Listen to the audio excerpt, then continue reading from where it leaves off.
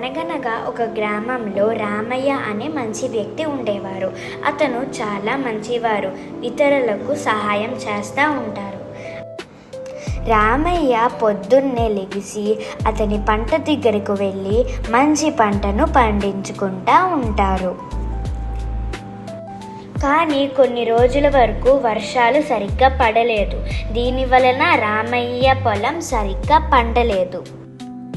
ఇంకా ఇంటిలో ఉన్న ధాన్యం, ఆహారం సరిపెట్టుకున్నాడు రామయ్య. ఒకరోజు సోమయ్య అనే వ్యక్తి రామయ్య దగ్గరకు వచ్చి, నా దగ్గర ఆహారం లేదు, నీ దగ్గర ఆహారం ఉంటే నాకు ఇస్తావా అని అంటారు. ఇంకేముంది, రామయ్య అతని దగ్గర ఉన్న ఆహారం అంతా ఇచ్చేస్తారు. ఇంకా రామయ్య దగ్గర ఉన్న కొంచెం ఆహారం సరిపెట్టుకుంటారు. తర్వాత రోజు ఊరి ప్రెసిడెంట్ వచ్చి రామయ్యను అక్కడున్న పెద్ద చెట్టు దగ్గరకు వెళ్ళి ఉండమని అంటారు. తర్వాత ప్రెసిడెంట్ గారు రామయ్య ఇంటికి వెళ్తారు. చెట్టు దగ్గరేమో రామయ్య ఆందోళనంగా ఉన్నారు. తర్వాత రామయ్య హడావిడిగా అతని ఇంటికి వస్తారు. చూస్తే అక్కడ కావాల్సినంత ఆహారం ఉంది. ఇంకేంటి, రామయ్య ప్రెసిడెంట్ దగ్గరకు హడావిడిగా వెళ్తారు. అప్పుడు ప్రెసిడెంట్ గారు అనుకుంటారు, ఎందుకు రామయ్య ఇంత హడావిడిగా వస్తున్నాడు అని అనుకుంటారు. అప్పుడు ప్రెసిడెంట్ గారు అంటారు, ఎందుకు రామయ్య, ఎందుకు నువ్వు అంత హడావిడిగా వస్తున్నావు, ఏమన్నా సమస్య అని అడుగుతారు.